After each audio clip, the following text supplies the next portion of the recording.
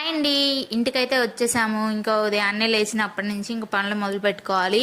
మనం ఉండే దగ్గర అయితే ఎప్పుడు లేచి ఏ పని చేసుకున్నా ఇబ్బంది ఉండదు, కానీ ఊర్లో అంటే పల్లెటూరు కాబట్టి టైం టు టైం అన్నీ చేసుకోవాలన్నమాట. ఇక్కడ ఊర్లో మా అమ్మమ్మ వాళ్ళిద్దరు ఉంటారనమాట.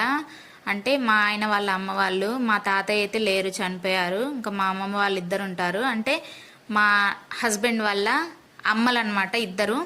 ఇంకా వాళ్ళిద్దరే ఊర్లో ఉంటారనమాట. ఇంకా మేము వస్తేనే వాళ్ళకి కొంచెం ఏదన్నా వండి పెట్టడం, ఏదన్నా తెచ్చి పెట్టడం అలా చేస్తూ ఉంటాము. లేదంటే వాళ్ళు ఏం తెచ్చుకొని తినరు అనమాట. రోజు ఉదయాన్నే వాళ్ళ కోసం సేమియా ఉప్మా అయితే చేశాను. ముందుగా స్టవ్ ఆన్ చేసి ప్యాన్ పెట్టుకుని ఆయిల్, పోపు దినుసులు, ఎండుమిర్చి, పచ్చిమిర్చి, కరివేపాకు, టమాటోలు వేసి మగ్గిన తర్వాత అందులోకి 1 గ్లాస్ సేమియాలకి 1.5 గ్లాస్ వాటర్ పోసుకుంటే కరెక్ట్ కన్సిస్టెన్సీ సరిపోతుంది. సేమియాలని ముందుగా వేయించుకుంటే మనకి పొల్లుగా వస్తుంది అనమాట, అతుక్కోకుండా.